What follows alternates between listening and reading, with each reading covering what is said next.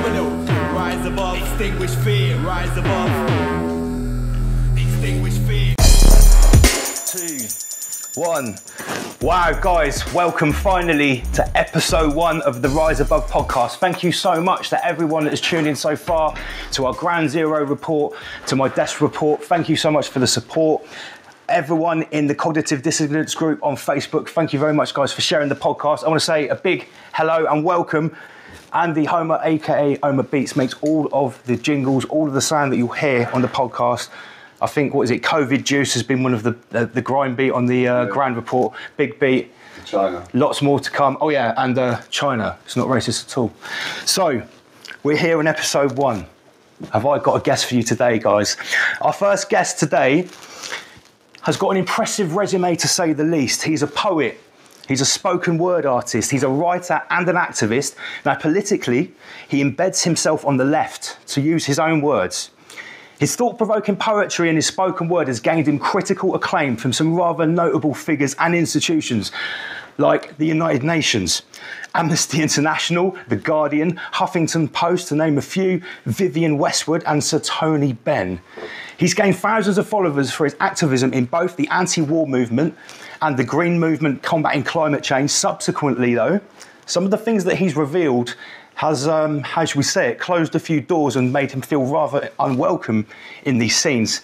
Now, considering the backgrounds that he's from, I'm sure you're quite surprised that I've invited Martin here today to talk about things like Donald Trump, Qanon and the Great Awakening. Not the usual topics of conversation for a left-wing activist. So welcome, Martin Powell, aka Spoken Word Nerd. How's it going, pal? It's going good. Welcome to Rise Above, mate. So I've glazed over your background in activism. People can check out your poetry online.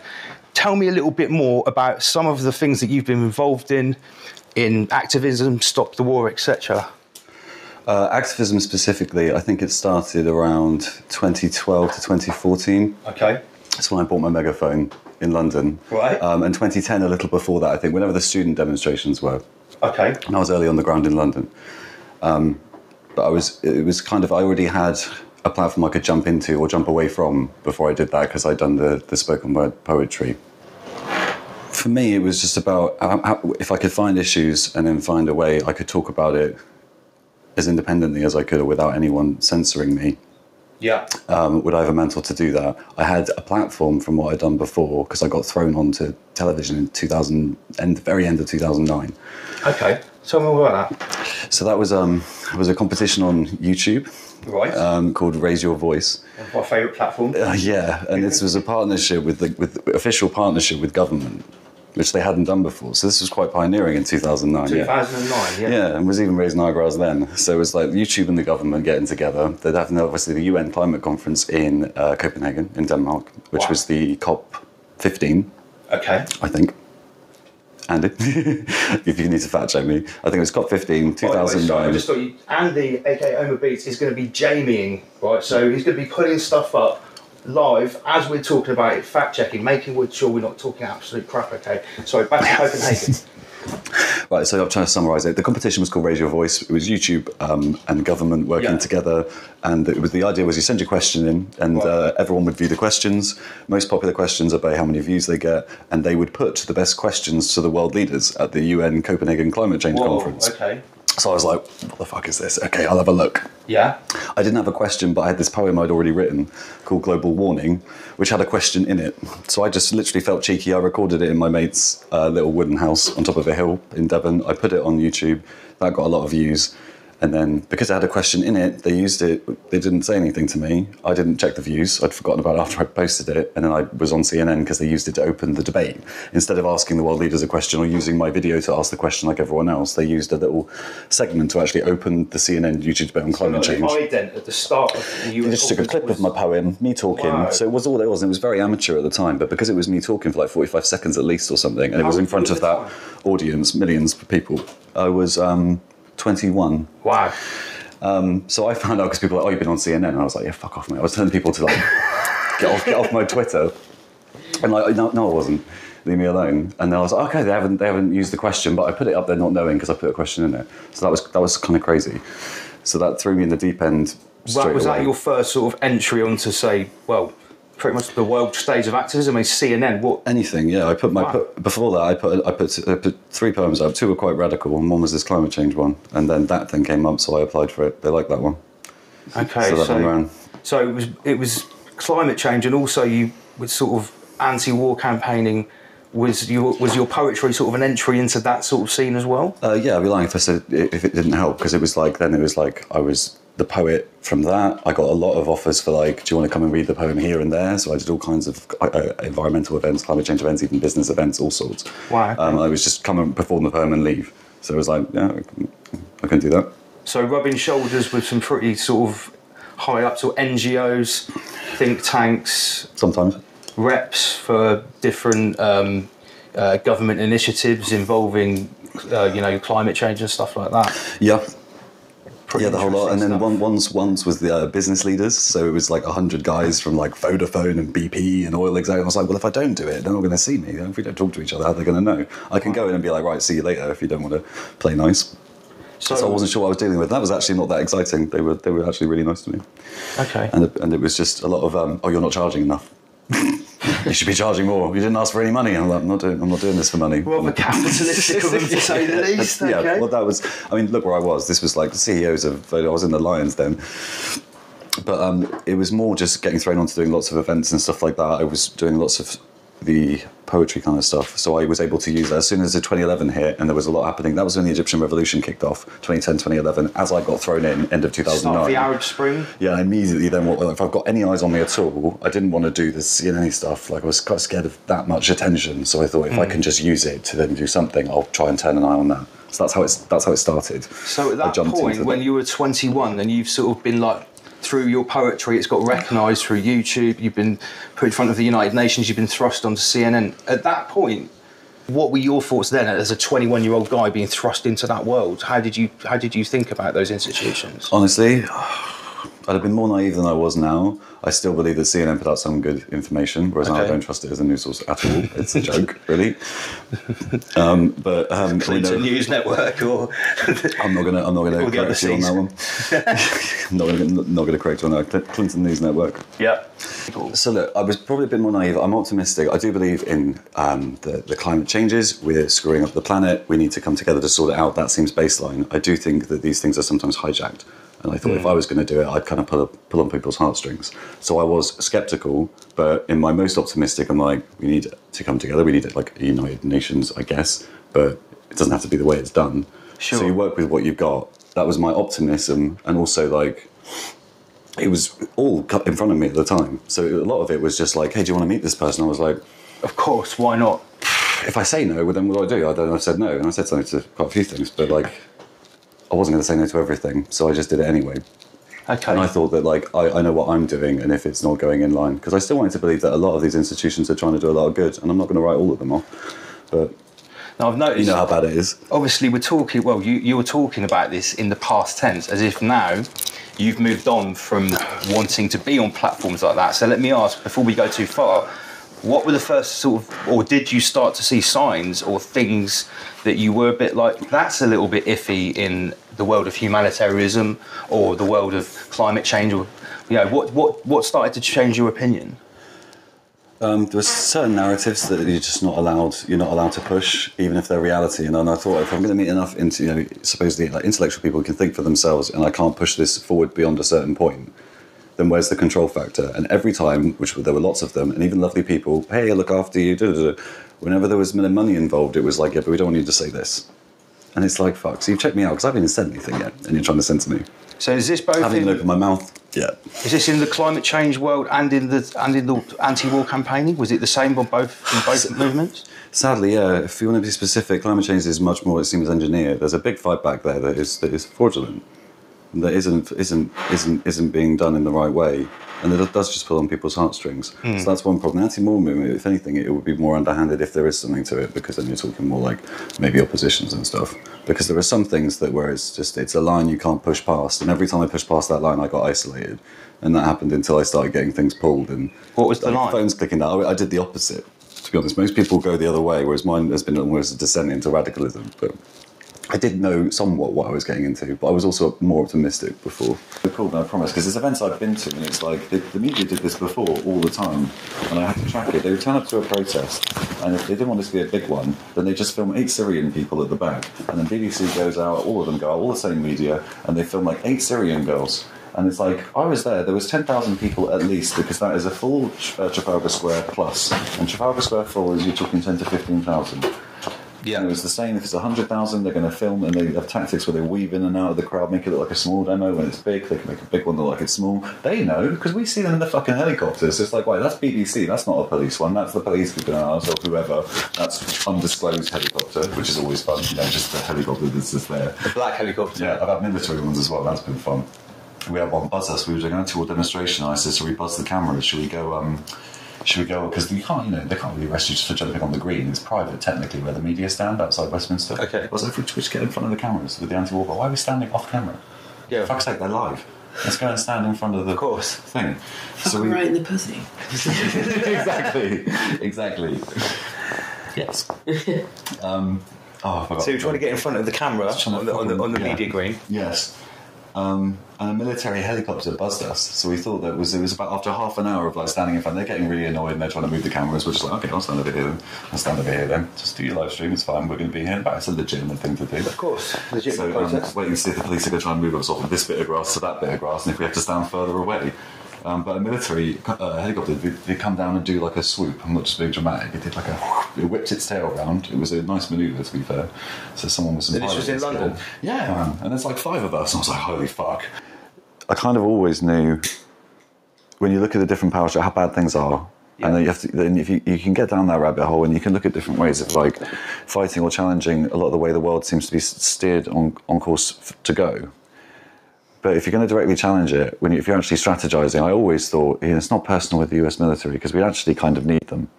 I did always kind of feel that way. I was never personal on the soldier issue, even though that's common with a lot of people on the left. Yeah. Because I've had to deal with it myself, and I've said, look, there's abuses everywhere, but like, one, that's what most people don't know they're signing up for. It's a severe red pill for a lot of people, even if you have a long journey in the military. Yeah. I mean, even Kennedy found out the hard way. So for me, QAnon is interesting because I've always looked at the military. I've never made it personal. I don't think. I mean, you've got to call things out, but I've never made it personal about them. It's never personally been about soldiers because we need... Things are always more complicated. And actually, a lot of the time, the only people that are saying anything that's coming out from it is coming from the military. It's just that you have to have checks in place before they're allowed to speak. And that's only recently. Otherwise, it's a 50 disclosure and you can't say anything. So by the time they get to speak about anything, it's so far in the past, you can talk about 2 generations. At the time, as a 17-year-old, it was just, I fundamentally got there was something different about America where they have this right to guns. I knew that the actual statistics are very low on how many people actually just go out and be crazy, like they do anyway. They make bombs, they do other things, they blow themselves up. People do all kinds of things when they go nuts. And people go nuts for all sorts of reasons. But they had a right to their guns. It was enshrined in the Constitution. And I may have not... Now I know how serious it is because they were fighting the British. They were fighting us. And that's difficult when, we're in the business of strapping people to cannons. That was the way we went about things. So, like, America was having a hard time trying to exist. People have forgotten that, and they had to fight the most tyrannical empire in the world, us.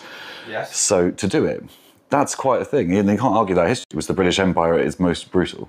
And I didn't know we tried to burn down the White House. I didn't know that people who signed the Declaration of Independence some of them were hunted down and killed because they signed it. And they knew when they signed it that some of them were going to be hunted down and killed. And the British were going to come for them. So it's a project that has been corrupted, but the American project, but it's been undermined from the beginning because they were trying to break free. If that freedom's really free, then it's the most powerful country in the world, and it could be for all the good reasons. But when I got sadly, I've always been pro-gun rights, and there's always been a weird contradiction because of how left I choose to put myself, and those are my ideals. Like, don't get it wrong. Like, I'm trying. Yeah, I've been trying to let people know because for me, if you were to say it bluntly, QAnon is the US military, as far as I'm aware. Okay. And as far as I can work out, every tactic that I applied to myself as a lefty before I went off, before I was even ostracized or whatever you want to call it, ignored, and before or shadow banned, really, because that's not personal always. Sometimes it's the tech companies. Shit. Anyway, just which we'll talk about because that's when I followed a lot of accounts that were talking about this kind of stuff. There's a lot of crossover here, which people aren't looking at, and I'm not surprised that the mainstream media is not covering it, but it's there. So I thought someone has to look at that objectively then. So I thought I was in a position to do that. When I looked at it, I hadn't seen anything like it, and there are a lot of things about the way it's weaved which are actually counter-instructive. I can see it a lot of the time. It sometimes looks like the opposite. There's some gamesmanship going on here. I believe so. I believe that at least in the bigger picture, whatever is going on, and we can talk about that, even the way I approach it and how cynical I like to come from in order to cut things down, especially with what I've done before I say anything. Still really, there's something there that's what I'm here to talk about, because there's you can't it's actually something that Q says, how many coincidences before it becomes mathematically impossible. When I first came across Q and the information in it, I was instantly impressed with how it was being laid out to people. I've never seen anyone put all of these things together and have it in some sort of real-time WikiLeaks drop. And I looked on QMap, the actual website where it's published, past 4chan or 8chan, rather than looking at the people interpreting it. What does the Great Awakening mean to you, Martin? Oh wow, I didn't even prepare for that question. I knew you were going to ask me. That's why I asked you. No preparation. Wow, an awakening of consciousness, which was inevitable anyway, that it now appears has been hijacked in a positive way, potentially, and weaponized. So yeah, Q has made some pretty fantastical claims about what's going on behind the scenes and taking down of what they call the deep state, something that's had various different names over the years. The Cabal, that's my favourite. My least favourite is the Illuminati. I think that's a very poorly used word. A lot of connotations attached to that word. Yeah, a lot of connotations. Cabal is a fair way to put it. They can't. If you do your research, you can't really argue the word Cabal. Satan. Yeah, Cabal is a combination of Canaanites and Baal is what they worship. So I think Cabal is a pretty good word. Now let's look about what's going on right now and address the elephant in the room. I'm going to pull the big yellow pillow with the God Emperor on it, Donald Trump. A bit of a triggering figure. I've taken a lot of flack online for openly coming out and supporting what Donald Trump's doing.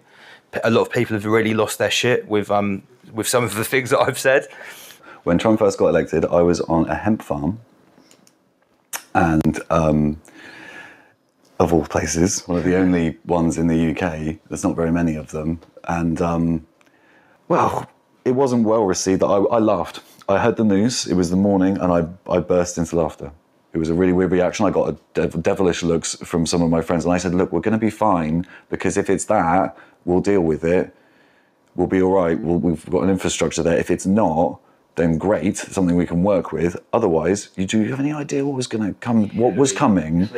If she'd got in, and this is something Q bangs out about all the time, but I'm like, that is counter to the narrative, because Hillary was the chosen one. She was decided to be president. You don't have to be a right-wing Q person to say that. She was decided. They even sidelined Sanders, who's a massive figure on the left, and whatever you think about Sanders, he would have had a good chance against Trump if he'd been given the chance, but they rigged the primaries and stopped a massive lefty, who I think would have had a legitimate chance. I remember when I saw it happening, I woke up and I was watching them slowly admit that she was losing, and all I wanted to do was put my head out the window and listen to the wailing and the gnashing of the SJWs screaming, because I just thought nothing can get any more worse. I remember I was really nervous, I was really scared, but I was terrified of Hillary Clinton, and I was quite isolated for that, even though I've always banged on a bit about her in person all the time, because I knew how dangerous she was. So I didn't understand what the deal with Trump was. I thought it was a big question mark, apart from what we all know about him, right? And everyone knows who Donald Trump is. Right. And he always has been. His record is pretty consistent. But Hillary was such a threat, and it's so dangerous, and that's the faux left for me. She was also always, whoever she really is, she was always there. If you want to use that, I'm not afraid to say they, because there's just a lot of different money and power players who are invested in a certain way of doing things, and Hillary was backed by all of them, right? Every shady motherfucker was putting money behind that woman. Shady regime and international arms company. I'll talk about the Clinton Foundation, right? So I knew already. I didn't know a lot open scale of it, actually Q has actually legitimately dropped things where I'm like, well, I already know about Hillary, so I already know who that guy is. As a lefty, I'm aware of these people. You talk about Tony Blair, blah, blah, blah. You can tie these names together. So Q, even from when I was trying to be skeptical at the beginning, because I hadn't seen a lot of the Trump stuff at the beginning. I just saw the Q. And my first question was, is this the US military? That's all that matters. Because people don't really understand, I've been ignorant on it as well, the history of the United States, how important it is.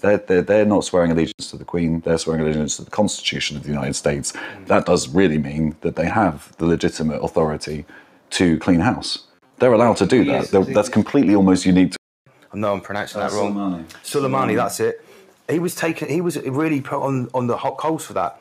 But Obama is famous for being the drone strike king. I mean, didn't he take out like hundreds or thousands of targets, just off a presidential order, taking out anybody he wanted with drone strikes? So it's a massive double standard there, isn't it? Yeah, I mean, the problem is no one's looking at it objectively and saying, like, they're acting like Trump is engaging in whataboutism when he's saying that, what about Hillary, what about Hillary? The fact that Hillary becomes really dangerous. So until everything plays out with Trump, we know fully what's going on.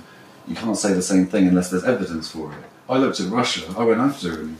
I was like, I'm going to find out, because I know Trump was a bit of a gangster, we all can see that. Whatever trip he was on, Trump's always been Trump. But that was a lot weirder, a bigger question mark. I don't think anyone's looking at the other side, like, why is no one criticising Obama? We all were criticising him before. And sort of painted as the Messiah, wasn't he, when he first came around? Where's all that energy gone? Why is it not being said when they are openly, forget Q for a minute, even if Q's just confirming what's going on in the nation, they are openly saying they're investigating. Hillary is being investigated, that's open. Quite high levels of government. Well, in the last few days, that's been confirmed. To the left and say, well, regardless of Q, Hillary is being investigated, so, okay, make of that what you will. All this stuff with Epstein was put into the drops before. Epstein, yeah. So, and we're going to go on, we're going to talk about Trump. For me, as we talked about before, some of it comes down to the military, because I think, and that is the Qanon thing anyway, is that we're looking at military. It comes back always to the military, and he's been so pro-military all through his presidency. The bad optics sometimes with Trump, because of all the other reasons that you might do that. Well, there's a lot of reasons why people might not like him. Yeah, or someone who was. You even had the border, the ICE. The thing with them separating a child from the family. A really good example. That was brought in by Obama's administration, but Trump constantly gets hit separating with kids at the border. They do everything that they've been doing, it seems, and I'm trying to be objective, for decades, and these people have been doing it. There have been Democrats in power for a lot of this time, and in all these districts. It's like, who's actually been responsible for all this stuff all the time? You guys have. So why are you turning around and blaming Trump for everything? If that's still happening to human beings, that's awful. But no one was even... And half the photos the media shared, well, actually, I checked, they're Obama era. Yeah. They have 2014 written on them. Yeah. I'm like, right, it's not difficult to find out the truth. Even if that's still happening, this is Obama doing it, and no one said shit. Was it a difficult pill for you to swallow, as coming from the left, that Trump wasn't this right-wing, racist, bigoted boogeyman that the media was painting him out to be? I'm speaking candidly. Trump has said some things which I can't defend. I think I know why they've happened. I think that it's a strategy. If we're taking it for what we think it is and what it appears to be, if it's strategy, and you have to legitimately beat another candidate who is going to sideline Sanders because she's been decided to be president. The article's ready to run. Everyone had backed Hillary.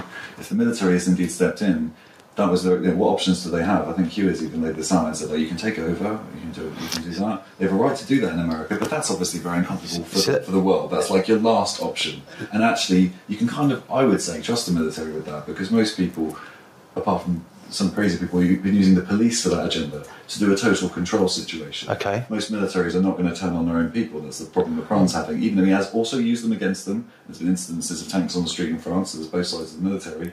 They're also the reason. I don't think they're going to tell on the French. So let's just summarise for people in their own country. For people that aren't so familiar with Q, what we're basically suggesting, what Q is suggesting, is that Trump was approached by this military operation that manifests itself through Q and posts on 4chan and 8chan. That Trump was approached as, the way that I see it, this is my personal opinion, he was the most powerful and electable person that wasn't part of, not the club, but the club. And when I say that, I mean the what we call the cult or the cabal that are potentially linked with human trafficking, ritual satanic abuse, and all of the things that are slowly being uncovered in this great awakening thing, my understanding is that Trump was approached by the military because he was available and was not wanting to be a part of what they were doing. Is that your understanding? I can see a few reasons why they would play games on multiple levels if they're really doing what they say they're doing. Because you're going up against an infrastructure that's decades embedded. Even if you're just talking about some of these... The deep state, for what it's been called now, is actually quite a useful thing, because the left all know about the deep state. A lot of them won't want to call it that, because that's used a lot on the right wing. But the deep state is your bottom end of some of the way things are, where you've got presidents with security clearances who all know each other and are all getting in based on their friends. And they also keep their security clearances so they can get briefings. I don't know the level, but I believe they can get pretty serious CIA briefings, FBI briefings. They can find out a lot about what's going on within the country. So then if you do have traitors, as you would put it now, that's a really loaded term as well, which I was going to talk about, because actually it is all in the Constitution of the United States, and apparently that narrative is so left out, and I'm guilty of that as well, because the anti-Americanism we talked about is an easy one to fall down. They've been the hammer striking the world for ages. It's very easy. Absolutely, like the attack dog, some people call it. It takes a while to work out. Like a lot of people would rather we hated America, because where else is actually as free as that? You can't hate America just because of who the president is, otherwise you kind of miss the point of what America is about. But that's not being said to anyone. That was partly for me why I understood, because Trump says things, he loves America, that's not doubted, whereas a lot of like globalists who are not benevolent want to use that as a heartstring. Andy, on pulling up duties, the speech of Donald Trump, this is when he had this is just before he had won the election, and he was speaking at a Catholic dinner, and I believe it's after about 10 minutes. Hillary is just a couple of spaces away, and after about 10 minutes of his speech, the tone switches and people stop laughing and start looking very serious when he starts speaking about Haiti. Can we find the bit where he talks about taking... Of course you've got it loaded. Play that. I wasn't really sure So muggy. that Hillary was going to be here tonight, because I guess you didn't send her invitation by email. Or maybe you did, and she just found out about it through the wonder of WikiLeaks. We've learned so much from WikiLeaks. For example, Hillary believes that it's vital to deceive This bit. the people by having one public policy and a totally different policy in private. The awkwardness. That's okay. I don't know who they're... He thrives on the awkwardness. He loves I don't know it. who For would be like example, you or me, Hillary. Here she is tonight, in public, pretending not to hate Catholics. Pretending not to hate Catholics. And what does that mean? What does that mean? Now, if some of you haven't noticed, Hillary isn't laughing as much as the rest of us. That's because she knows the jokes. And all of the jokes were given to her in advance of the It's dinner watch the people by around you. Donna Brazil, which is... She's Fox News, yeah? And we forget Everyone knows, the of whole course, room is facing them. Hillary's belief that it takes a village, The whole Here, this bit. which only makes sense, after all, in places like Haiti, where she's taken a number of them. Wow. Whoa. Okay, stop it there, Andy. Get a little thug life on it. So you have to remember, at this point, Donald Trump, if I'm not mistaken, has not actually been elected. He hasn't won the election No, yet. this is before that. And he's dropping bombs about Hillary Clinton taking villages of Haitians. Now, if you're unfamiliar with this, we know that Haiti was struck with massive earthquakes, especially in its capital, Port-au-Prince. I believe the year was somewhere around 2010. The Clinton Foundation moved in, and there were lots of allegations about misconduct, particularly about 33, remember that number, 33 children being taken across a border by Christian missionaries linked to the Clinton Foundation. We're just bringing this up now. And it turns out that not only were these children not supposed to be taken across the border, these children weren't orphans, they actually had parents. Come on, Laura Silsby. So Laura Silsby was head of a Christian missionary, and they were arrested for child trafficking, trying to get 33 children across the border from Haiti into the Dominican Republic, sorry, and it was turned out that the Bill Clinton actually stepped in, and we have that. We've got it up on the screen now. Mm-hmm. Bill Clinton stepped in and actually helped this girl get off and basically have no time served and no charge. Well, I don't know if charges were dropped. I believe she was actually charged with the offences but didn't get any sentence. All these intellectuals that are all writing in the media now that Trump is so much of a bad guy. What possible motivation does a group like WikiLeaks have, who we've all decided that we trust, have never got anything wrong, have never, as far as I know, had to retract any information? No, their claims have never been had to be retracted. So from a really left perspective, everyone, lots of love for Julian Assange, quite rightly, for what he's done. In talking about this stuff, what I wish people would question more, why would, I've been questioning it, why would Julian Assange even tacitly help get Trump elected? Because he certainly did. He certainly did. I mean, to drop those emails, regardless of the lengths one's going to go down the rabbit hole of what they are, we know at least how dark the corruption is. So to drop that during the campaign, not an accident, it's an American election campaign. Because just all the allegations have been that it's Russia instead of WikiLeaks, or instead of this guy inside the DNC. So Seth Rich. Yeah, who's no longer with us, unfortunately. So I wish more left people, because that was the one thing that struck me really early on. What is going on with Trump, I don't know, but what else is going on? When I looked at Pizzagate, I didn't dive in, because I didn't even have to. You have to look at the emails and look at the language and decide if it's weird enough that it Most warrants. people don't know Pizzagate came from the WikiLeaks From the WikiLeaks documents, yeah. Yeah, it didn't come from someone making up a YouTube video. It came from the WikiLeaks documents through seeing very, very suspect references to certain food types which are innocuous enough in themselves, but they are unfortunately prescribed by the FBI as code for child trafficking and paedophilia, namely pizza, hot dog, ice cream, walnut sauce. Jeez. I'm not going to go into the details. You can all look online about what this is on the FBI's own website, I might add.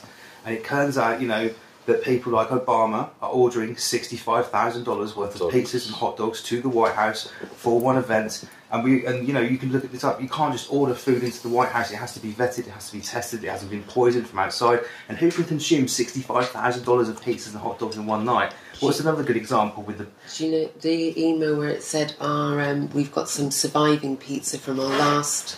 Yeah, from our last session. It was a month ago. How does pizza survive? They're not in good health. Yeah, this pizza's not in good health. So hurry, come and enjoy this pizza that survived from the last session. Come and enjoy our Haitian specials.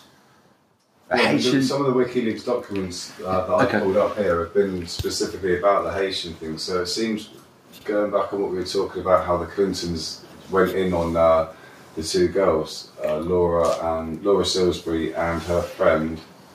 There was two of them, both Christian missionaries, yeah? Yeah, that's right, both Christian missionaries. So Laura was the director. Oh my God, some of that stuff on the screen at the moment is horrific. Harrowing. It's horrific, some of the stuff on the We will put links of that. I don't want to show that on the screen because we'll probably get banned from YouTube for showing what I just saw there. There's emails basically from Hillary Clinton wanting to know what's happening with Laura Salisbury, and then she wrote a letter to the solicitor. Who's the email to? Who's she asking? Well, all different people. So she sent one to her aides.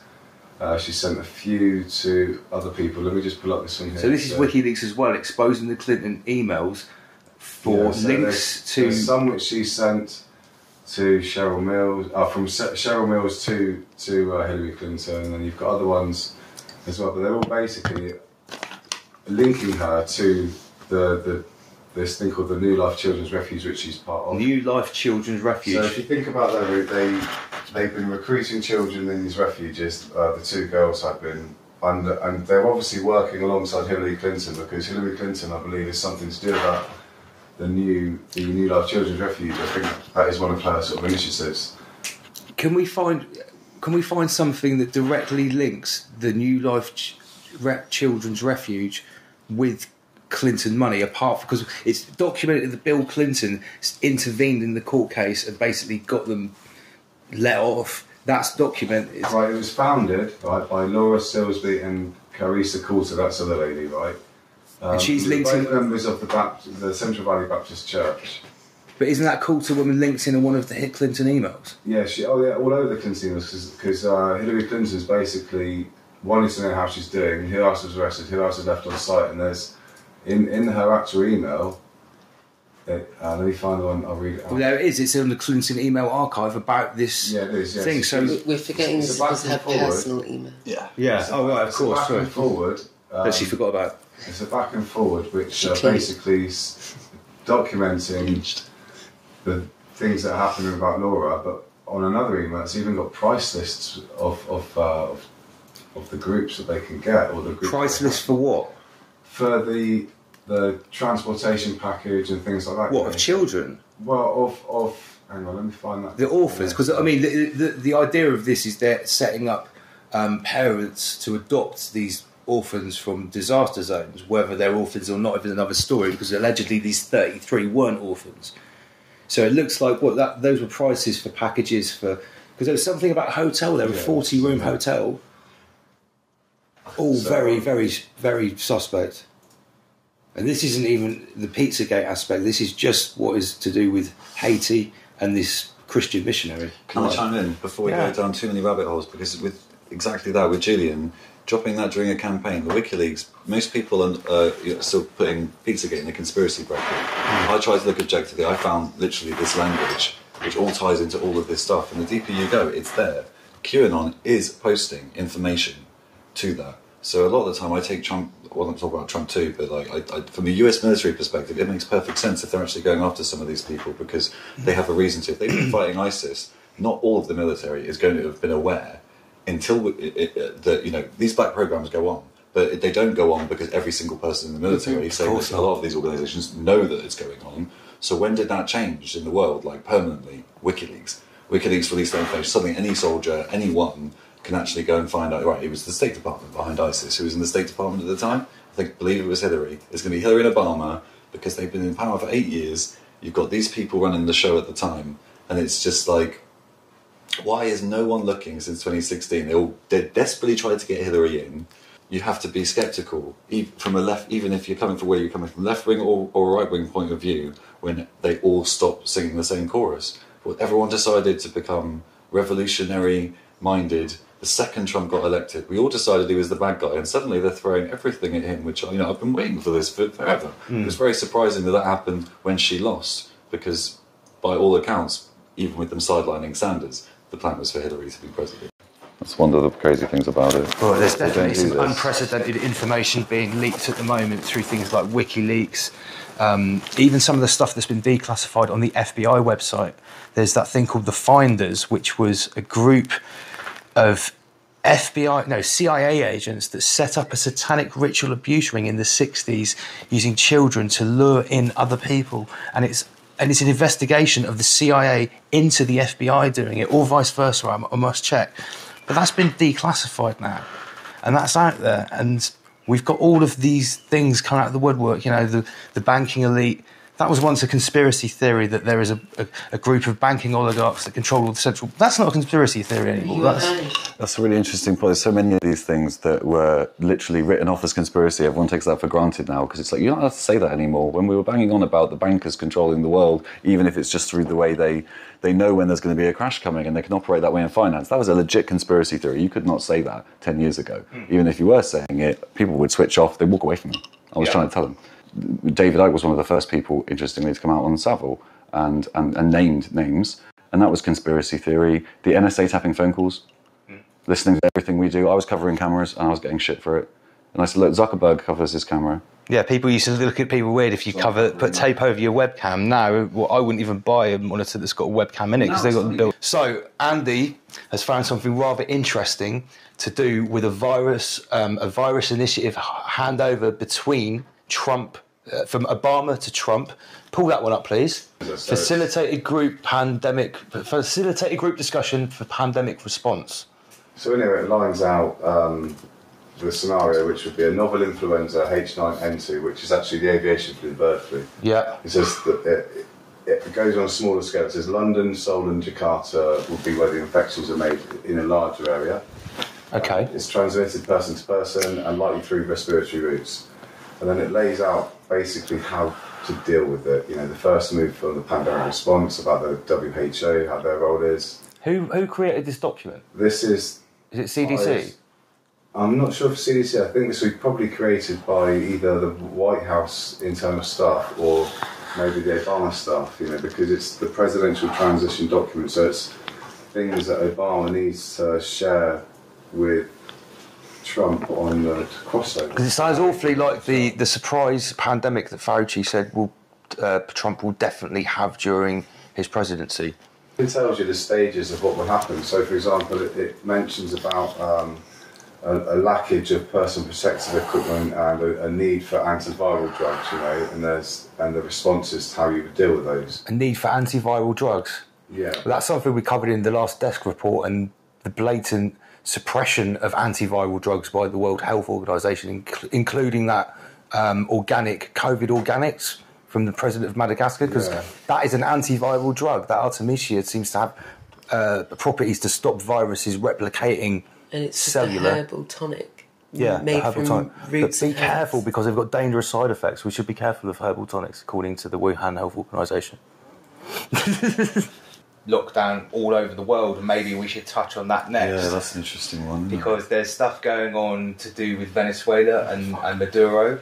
Trump and the White House have put, I believe, a $15 million. Time for you to kick into action here, Andy. $15 million price on Maduro's head, the president of Venezuela. Am I getting this correct? What? They put a bounty on his head? State Department, isn't it? The State Department, and to do with international cartels trafficking. What's his name?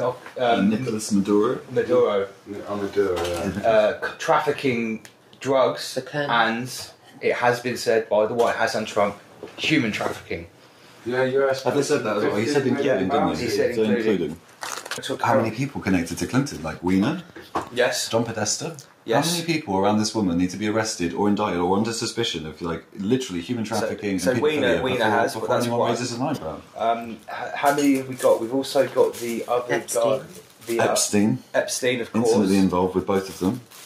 There's 3. at least 2 other characters which hopefully we can bring the name up soon. What's this lawyer? Dershowitz. Let's be honest, it's all in this Dershowitz. And Dershowitz, which unfortunately I have to say Trump did choose to use in his one of his recent teams of All for the MAGA movie.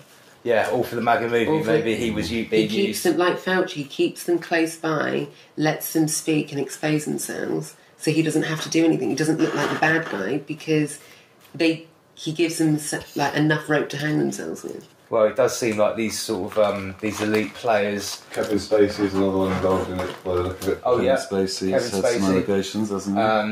Steven Spielberg has had some, not allegations, but has been implicated because one of his adopted daughters has said that she was passed around as a child, and we all know who Steven Spielberg is friends with, people like Roman Polanski, Woody Allen, who are both, let's say, linked with some pretty nefarious activities involving underage girls. Not that Roman Polanski has had a conviction against him. Everyone knew, and then he didn't run off of America, but Hollywood has been praising him forever. Yeah, they still love him. Obviously, Weinstein as well. Harvey Weinstein. Yeah, so there's plenty of people connected very closely with the Clinton Foundation.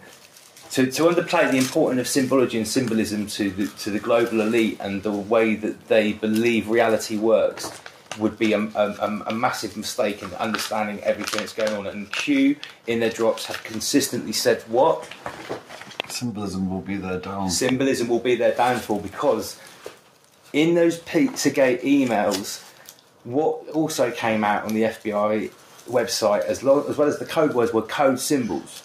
Now, these symbols to do with Pizzagate, and you can look at those, they have a certain theme to them. They're either heart-shaped, triangle-shaped, and they have these swirly things. So now they're very distinctive. Now people have seen these symbols. They're starting to pop up in some pretty weird places. FBI acknowledged. Yeah, FBI acknowledged. These symbols have come from the FBI website. It's not something that's come off a crazy YouTube video. These are the acknowledged FBI symbols to represent certain sects and certain really different, horrible genres of paedophilia. And here we are, yeah. And once you've seen these, they start to appear in many places, in Hollywood, in the media, on the garms of members of the Roman Catholic Church. Corporate logos, music videos.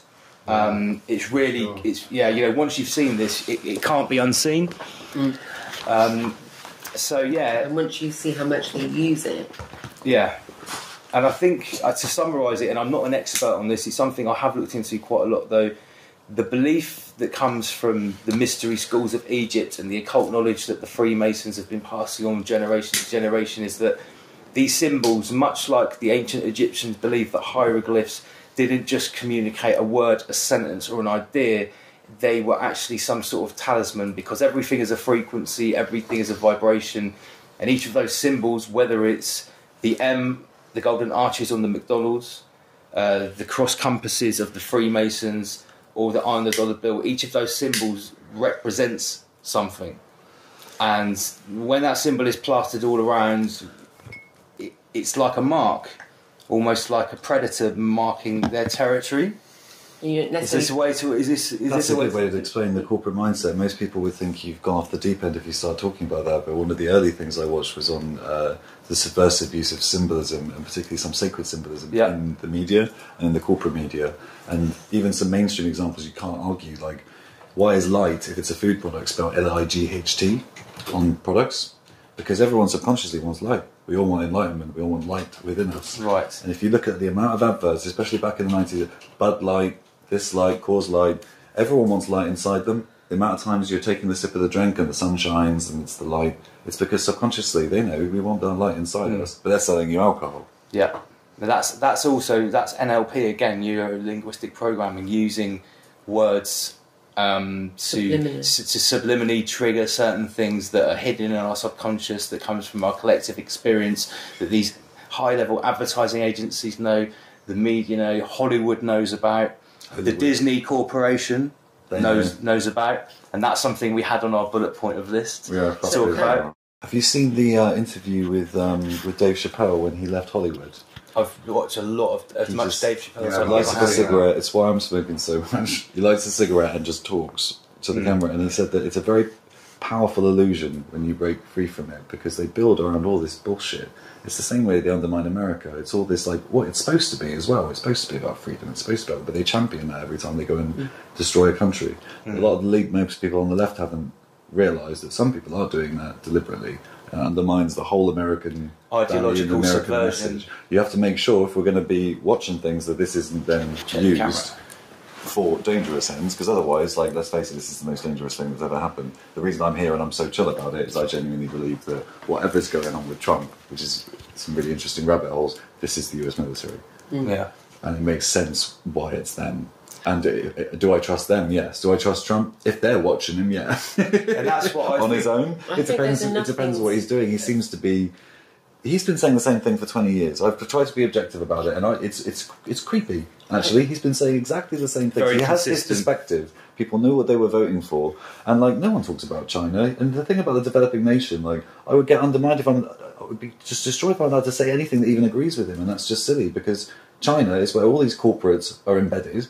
For a start, all of them, because they're all making their shit in China. So the production is made. Right, it's all moved that way increasingly. So they're all embedded in China anyway, with the same interests and the same corporations. So China being held to account is actually quite important.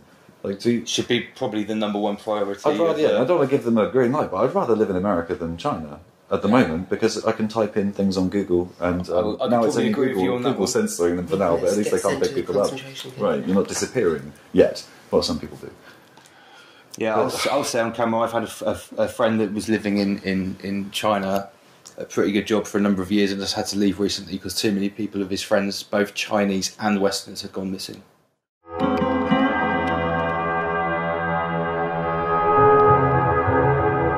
If it keeps going the way it's going, I have a chance to break the deep state.